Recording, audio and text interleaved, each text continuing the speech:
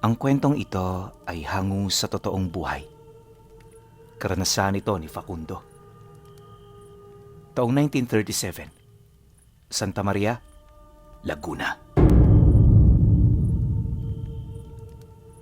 Salin-salin sa mga henerasyon ang naging talambuhay ni Facundo.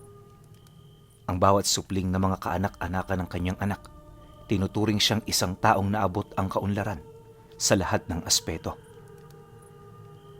Modelo rin siya para sa lahat, sa paniniwalang ang lolo nilang ito, ginabayan ng isang anghel na bumaba mula sa kalangitan. Sa taong 1937, matagal nang bantog si Facundo sa lugar ng Santa Maria. Lahat ng mga nilalang na nasa panig ng kaliwa, pinangingilagan siya. Ayon sa mga matatandang nakasabayan niya sa baryo, para siyang isang pating kapag dumaraan sa kalsada.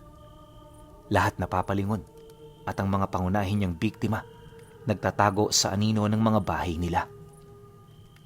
Isipin ninyo, umaalis ng bahay itong si Facundo nang walang dalang kahit ano maliban sa kanyang tabako. Mga mutya niya, kaswal niyang iniiwan sa bahay niya. Ang mga agimat naman, nagsisilbing palamuti sa altar.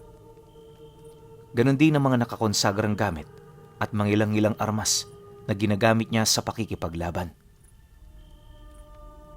Mag-iilang dekada na rin ang lumipas, magmula noong hindi ito nagalaw ni Facundo.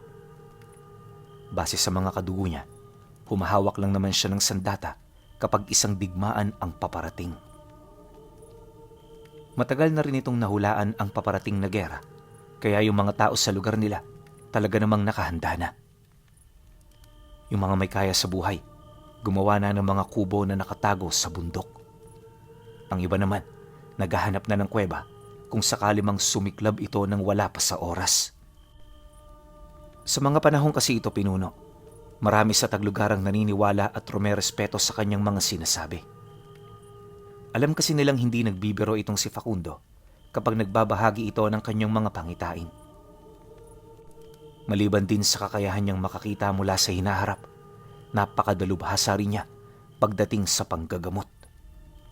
At naging posible ang lahat ng ito dahil sa gabay niyang galgalim na nagngangalang Noriel. Kagaya ng mga pangkaraniwang tao, lumaking normal itong si Facundo. Noong bata pa siya, naninirahan siya sa lolo niyang albularyo. Ito ang nagturo sa kanya sa halos mahigit 2 dekada, kaya nung tumanda na ito, siya ang nagtaglay ng lahat ng tangan nitong lihim na karunungan. Madalas kapag Biyernes Santo, pumapasok siya sa mga gubat para maghanap ng kahit na anong bagay na pamilyar sa kanya. Yun kasi ang palatandaan ng mga mutya at agimat na nagtataglay ng iba't ibang abilidad. Dagdag pa niya na, matagal siyang nahumaling sa mga mutya, kung kaya't sa halip na manggamot, naituon niya rito ang kabuuan ng kanyang wisyo. Subalit, pagtungtong niya ng 25 anyos, lahat yon nagbago nang masaksihan ng kanyang sariling mata ang pagbaba ni Noriel mula sa kalangitan. Para itong bulalakaw na bumulusok patungong palayan, kaya nung masipat niya ang kinalagpakan nito, dali-dali niya itong pinuntahan.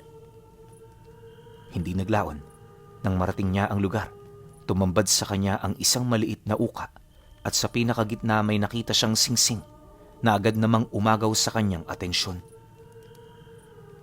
Likas na kakaiba ang singsing na nakita niya at kung hindi siya nagkakamali, malabong nagmula ito sa mundong ating kinagagalawan. Dala naman ang kanyang kuryosidad, kinuha niya ito at sinuot.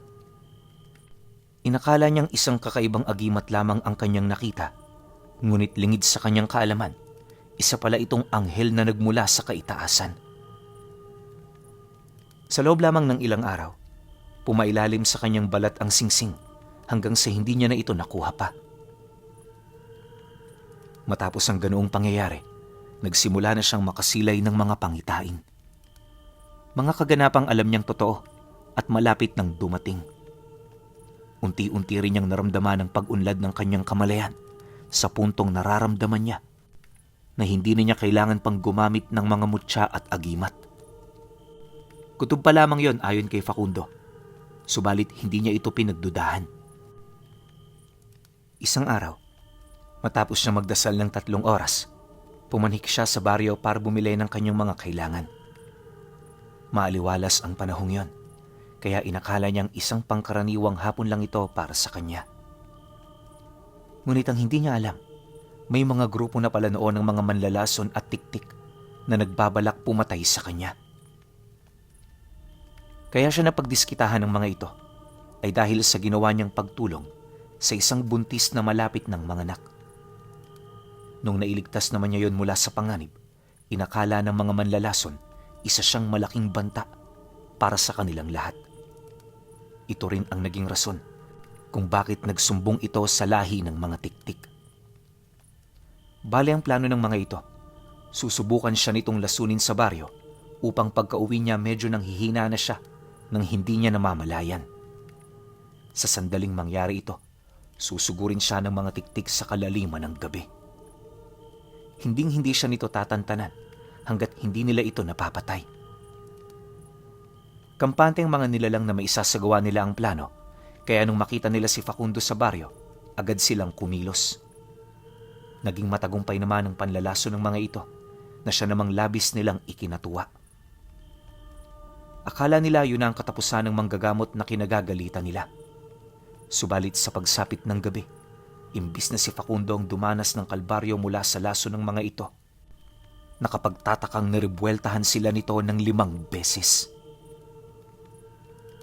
Sa sobrang lakas ng lason, ultimo ang lunas ng mga ito walang naging epekto.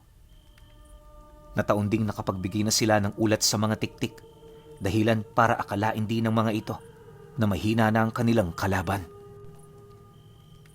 Pagpatak naman ng gabi, habang nasa kasarapan na siya ng tulog, bigla naman siyang napabalikwas sa kanyang higaan nang marinig niya ang huni ng mga ito.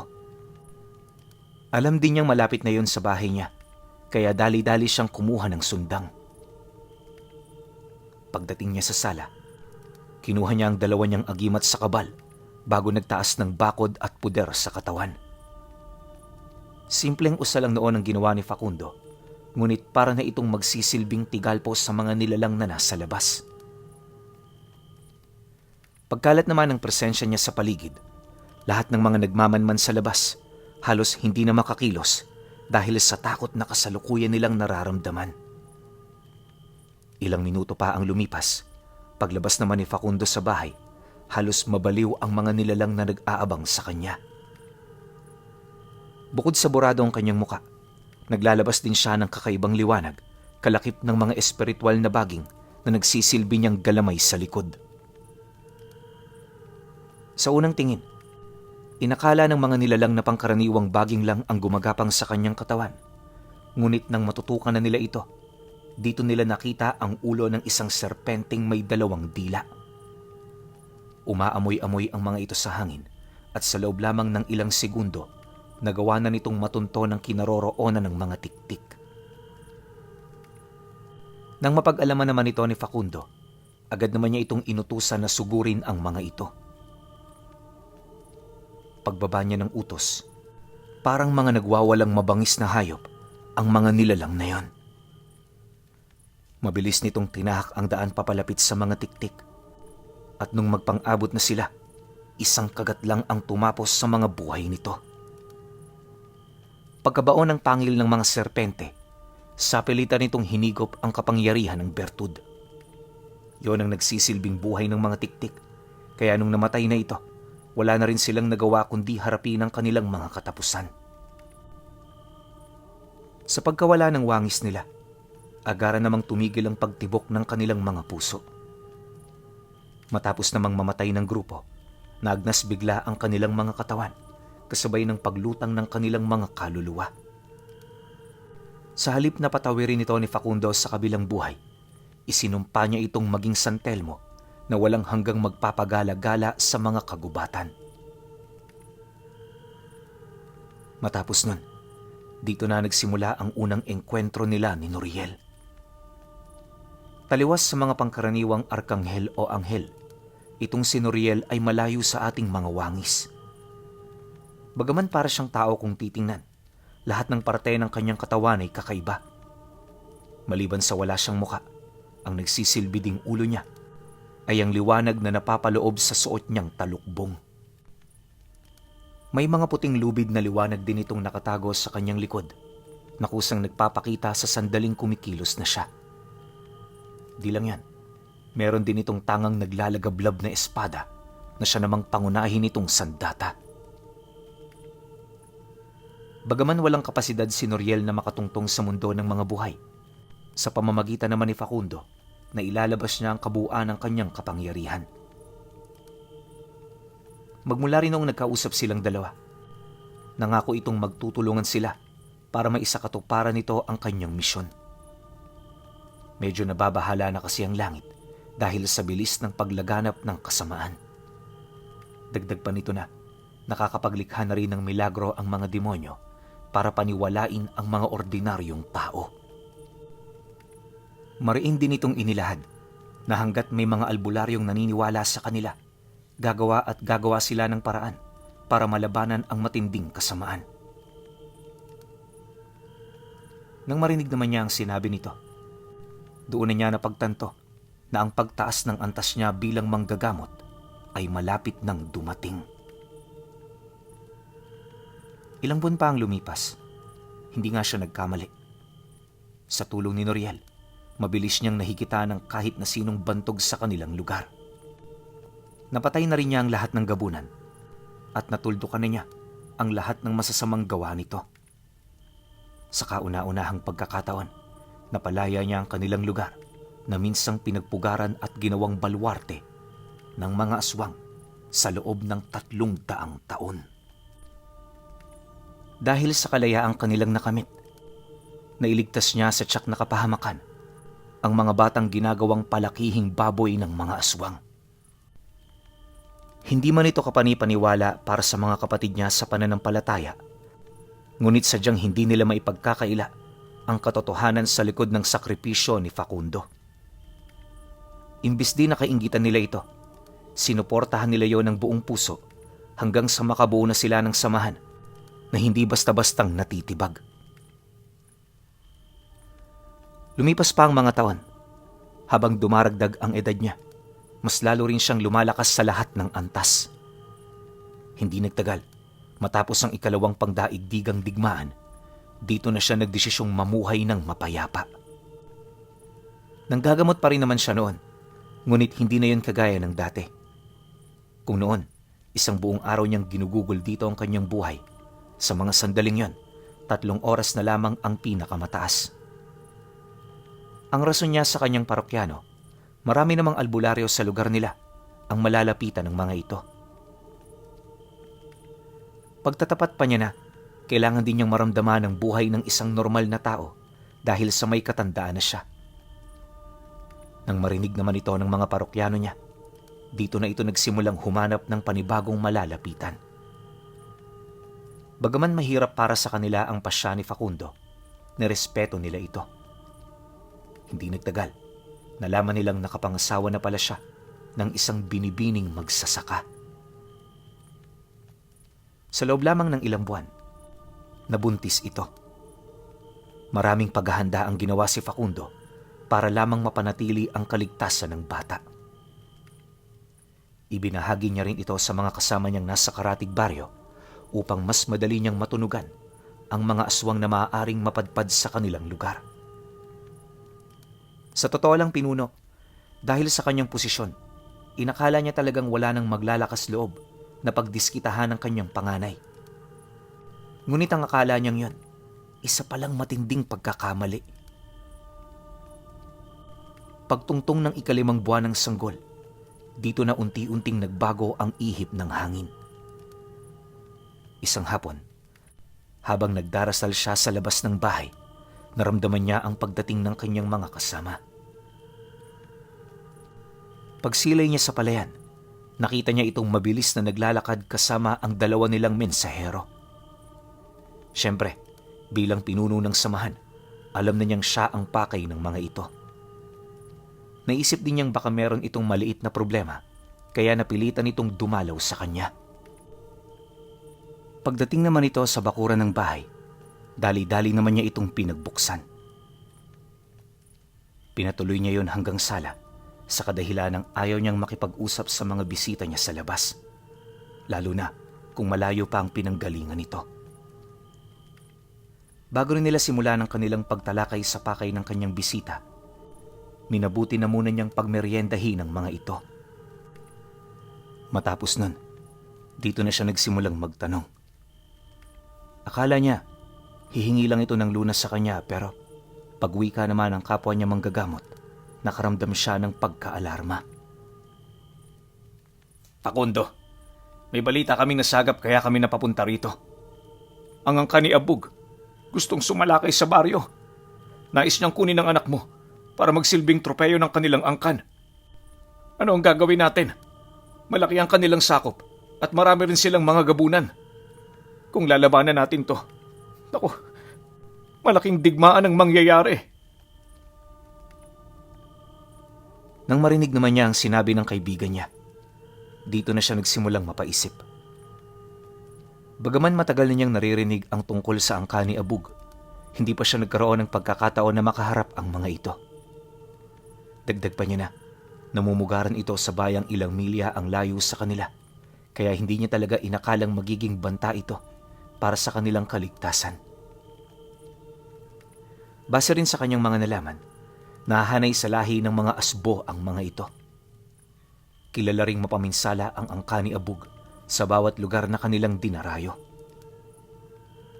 Marami na silang napatay ng mga albularyo, dahilan para ituring silang banta ng kanilang samahan. Pagkarinig naman niya sa ulat ng mga ito, tumangulang naman siya, hudyat ng pagsang-ayon. Pagkatapos niya itong gawin, humigop siya ng kape habang nag-iisip ng malalim. Maghanda lang kayo sa inyong mga lugar. Huwag na kayong pumunta rito at ako na ang bahala sa kanila kung sakali man. Hindi ako magbibigay ng utos sa inyong kumprontahin sila. Kung dadaanan man nila ang lugar ninyo, maging handa lang kayo. Iligtas nyo ang dapat iligtas at hanggat maaari, huwag nyong agawin ang kanilang atensyon. Kung anak ko nga ang pakay ni Abug, dediretso siya sa aking pamamahay. Nang marinig naman yon ng kanyang kasama, binigyan siya nito ng 5 araw para makapaghanda. Dagdag pa nito na, kinakailangan niya talagang kumilos sa mga sandaling yan, lalo pat hindi basta-basta ang paparating na panganib. Matapos naman itong marinig ni Facundo, tumangulang naman siya habang nakangiti. Ilang minuto pa ang lumipas, nagwakas na rin ang kanilang pag-uusap. Pagpaalam naman ito sa kanya, agad naman niya itong sinamahan patungo sa labasan ng bahay nila. Nung makalayo na ang mga ito, dali-dali naman siyang bumalik para magpahinga.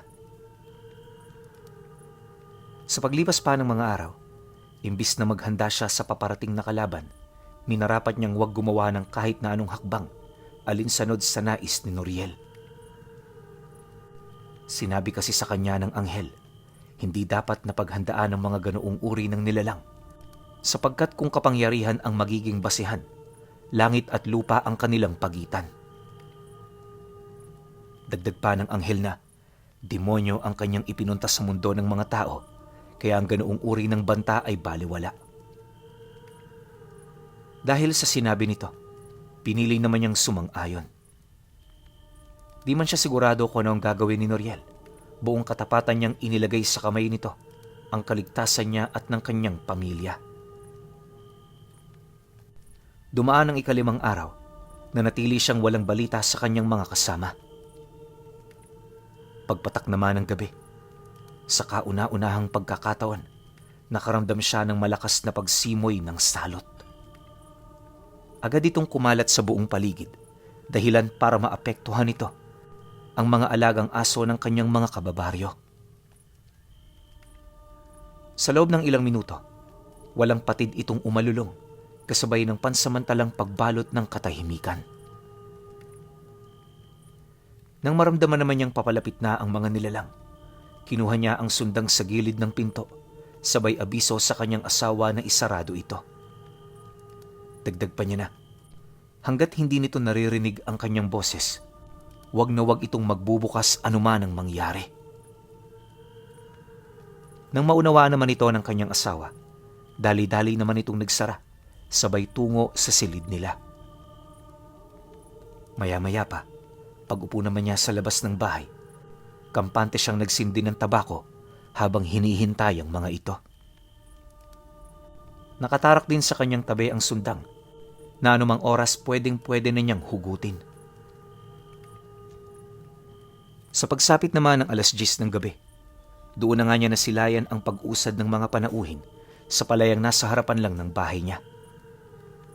Sa kanyang pagmamasid, napansin niyang walang dalang kahit isang sulo ang mga ito. Marami rin siyang nakitang mga sigbi na gumagapang sa mga kahon ng palay, indikasyon na hindi yun ang eksaktong bilang ng mga aswang na kasama ni Abug. Bago pa man ito makalapit sa bakuran ng bahay niya, lahat ng mga pangontrang nakapalibot pansamantala niyang pinasawalang bisa.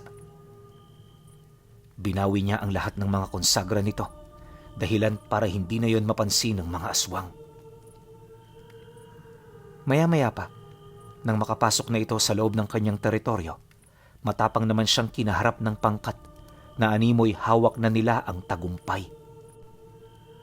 Sa pakikipag-usap naman ni Abug sa kanya, ramdam na ramdam niya ang pag-ikot sa bahay ng iba pa nitong mga kasama.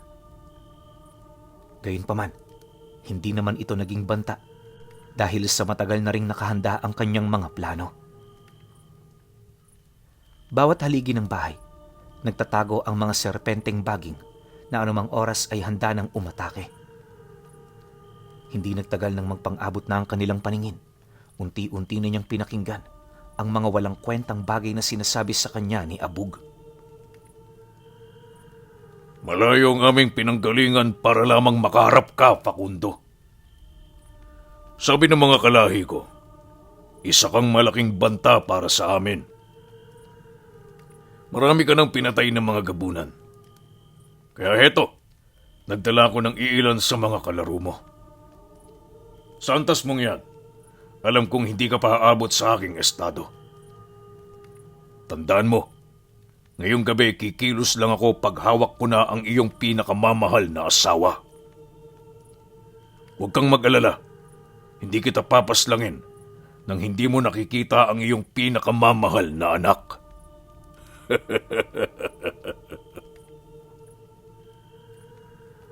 Pagkarinig naman niya sa sinabi nito, kampante naman niyang ibinaba ang hawak niyang tabako. Matapos nun, tinitigan niya ito ng may galit habang banaya ditong ipinaparamdam ang presensya ng kanyang gabay. Nang mapansin naman ito ni Abug, nagdulot ito ng palaisipan para sa kanya. Pinagpawisan din ito ng malagkit habang pilit na inuunawa ang presensyang naramdaman niya. Ultimo mga gabunan nitong kasama, di maiwasang mapaatras na parabang ang presensyang naramdaman nila ay halos lagpas sa kanilang mga kakayahan at antas. Sa isang iglap, ang dating mayabang na si Abug bigla na lang nakaramdam ng takot. Sa halip di na magsalita pa ito, sapilitan na nitong pinahanda ang kanyang mga kasama. Nakakaramdaman ng pagkasindak ang mga gabunang kaharap niya. Napilitan nitong gumawa ng hakbang para lamang hindi mapahiya. Pagsugod naman ng mga ito, agad naman niyang ibinalik ang konsagra ng lahat ng pangontrang nakabaon sa paligid. Dahil sa biglaang pagkakaroon nito ng bisa, karamihan sa mga sigbin at aswang na nagmamasid, hindi kaagad nakapasok. Nagsimula na rin noong gumapang sa pundasyon ng bahay ang mga serpenteng baging, alinsunod sa kanyang utos. Matapos naman itong gawin ni Facundo, dali-dali naman siyang tumayo, sabay hugot sa sundang na nakatarak sa kanyang tabi. Pagkakuha naman niya rito, mabilis naman siyang kumaripas ng takbo, hanggang sa mahawakan na niya ang isa sa mga gabunang ipinagmamalaki ni Abug. Paghahawak niya sa mukha nito, agaran niya itong dinarag pabalik, sabay subasob ng ulo nito sa lupang may mga bato. Sa sobrang lakas ng puwersang pinakawalan niya, halos madurog ang bungo ng gabunan. Mabilis din yun nawala ng malay, kaya wala na itong nagawa para iligtas ang sarili nitong buhay. Matapos nun, sa bulong ng kanyang usal, nagbaga ang talim ng sundang niya. Dahil sa kanyang ipinamalas, dito na rin nagsimulang sumugod ang grupo ni Abug. Alinsunod sa ipinangako nito sa kanya, hindi na muna yun kumilos para tumulong sa kanyang mga kasama. Sa loob lamang ng ilang minuto, nakita ni Abug kung papaano katayin ni Facundo ang lahat ng gabunang dinala niya. Bawat isa rin sa mga nilalang na yan, nagtatanga ng malakas na bertud ng kaliwa at iilang mga mutya na nagsisilbing depensa ng mga ito mula sa mga tangang pambasag kabal ng mga albularyo. Dagdag pa ni Kabug na malayo sa isang ordinaryong manggagamot ang kaharap nila. Sa tagal niya na kasing nakikipaglaban sa mga albularyo, pawang mga dibino lamang ang may kayang bumasag sa kanilang mga mutya. Wala ring laban ng mga babaylan kapag pinagtutulungan na nila, kaya hindi nito maisip ang antas ng kalaban nila noong mga sandaling yon. Ilang minuto pa ang lumipas. Dito niya nasilayan si Facundo na nakatayo mula sa gabundok na katawan ng mga kasama nito. Bawat isa rin sa mga gabunang kanyang napaslang, nagkandapira-piraso ang mga katawan. Matapos naman yung masilayan ni Abug, ramdam nito ang takot at pagkasindak sa kanyang mga ipinamalas. Yung ilang mga gabunan namang nakatayo sa kanyang likuran, napilitan na rin kumaripas ng takbo. Subalit bago pa man ito makalayo, sinundan ito ng mga serpenteng baging na kanyang inutusan. Nagbaba na rin siya ng kautusan. Napaslangin na ng mga ito ang lahat ng mga aswang na nagmamasid sa kanyang pamamahay. Matapos nun, nakita ni Abug ang dami ng mga serpente na gumagapang sa damuhan. Huwag ka mag-alala. Hindi ko sila inutusan na patayin ka. Alam mo, Abug, bawat isa sa mga serpenteng yan may kakayahang pumatay sa mga bertud nyo. Ang bertud ang pinagmumula ng buhay. Kaya sa oras na makagat kayo nito, tanging kamatayan na ang naghihintay. Bilang pinuno ka ng angkan mo, hindi ko hahayaang makalasap ka ng ganoong pagkatalo. Matapos naman itong mailahad ni Facundo, muli siyang nagsambit ng mga engkantasyon sa hawak niyang sundang. Sa bawat pagsambit niya ng mga kataga, ramdam na ramdam ng katunggali niya ang pag-iba ng simoy ng hangin. Napapansin na din ito ang pagkulay pula ng lupa hanggang sa binalot na ang paligid ng isang malaking simbolo. Pagtarak naman niya ng sundang sa lupang kanyang kinatatayuan, dito na nagsimulang umahon ang lahat ng kalansay ng mga nilalang na natalo niya sa loob ng mahabang panahon. Bawat isa sa mga ito, walang patid na humihingi ng tulong sa kanyang kalaban. Pag-utos naman niya rito, bigla naman yung sumugod kay Abug. Walang patid ang ginawang pagsugod ng mga kalansay hanggang sa mapangibabawa na nila ang nilalang. Pagkakulong naman nila rito, unti-unti nang nilamon ng baga ang kanilang mga buto, dahilan para matupok sa ilalim ang katawan ni Abug na pilit pa rin kumakawala. Sa loob lamang ng isang minuto, natupok ng mga kalansay ang kabuuang laman nito. Pagramdam naman nilang talo na ang kanilang kalaban, unti-unti nila itong nilubayan upang tupukin ng mga kasama nitong nauna nang pumanaw. Matapos nila itong gawin, agad naman nila itong hinila papailalim ng simbolo. Kalaunan, nang maglaho na ang mga ito, napansin niyang parang wala namang nangyari. Bagaman ilang beses na niyang nagamit ang ganoong abilidad, nananatili pa rin ang kanyang pagkagulat sa bisa at lakas nito. Sa pagbalik naman ng katahimikan sa buong paligid, napabuntong hininga lang naman siya habang naglalakad pabalik sa bahay nila. Kinabukasan kasama ang kanyang asawa, sila naman ang dumayo sa lugar nito. Kampante naman siyang isama ang mag-ina niya, lalo pat sa bayang pupuntahan nila. May mangilan-ngilan siya roong mga kapatid na naninirahan. Pagdating naman nila sa lugar, kasama ang mga kaibigan niya, sinukol nila ang pugad ni Abug. Noong mismong gabi, muli niyang ginamit ang kanyang abilidad para lipulin ang kabuuan ng lahi nito. Lahat ng mga natirang gabunan sa lugar walang palag sa mga kalansay na kanyang tinawag. Lahat ng mga yanggaw pinaslang na rin niya upang masigurong doon na magwawakas ang paghahari ng mga ito. Matapos naman itong masaksihan ng kanyang mga kasama, mas lalo pa itong humanga sa kanya. Ayon nga sa mga albularyong kaanib sa samahan, na kapag kasama nila si Facundo, di na sila nag-aalala. Kahit iwan na rin nila ang kanilang mga karga, alam nilang walang mangyayari. Dumaan pa ang maraming taon.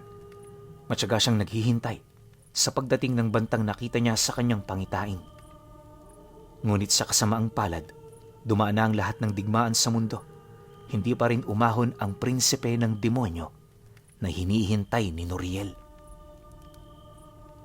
Upang masiguro namang malalabanan niya ito gamit ang kabuuan ng kanyang lakas, ginugol niya ang kanyang buhay sa pagsasanay at pag-aalalay sa kanyang pamilya. Subalit sa kasamaang palad pinuno, tumanda na lamang si Facundo, hindi pa rin dumating ang bantang kanyang hinihintay. Sa loob ng mga nalalabi niyang araw, malungkot siyang nagpaalam sa panganay niyang anak. Silang mag-asawa lumipat sa mundo ng mga engkanto para madagdagan ang kanilang mga buhay. Nasaksihan ito mismo ng kanilang panganay, kaya nang magsimula ng magtanong ang mga kapatid nito, matapat niyang ibinahagi ang lahat ng kanyang mga nalaman sa buhay ng kanyang ama. Ngayong pangkasalukuyang panahon, nasa paniniwala pa rin ng pamilya nila na hindi pa umaahon ang prinsipe ng mga demonyo na hinihintay ni Facundo. Dahil dito, naniniwala silang buhay pa ito at kasalukuyang namumuhay sa mundo ng mga engkanto kasama ang kanyang asawa at ang kanyang gabay na si Anghel Noriel.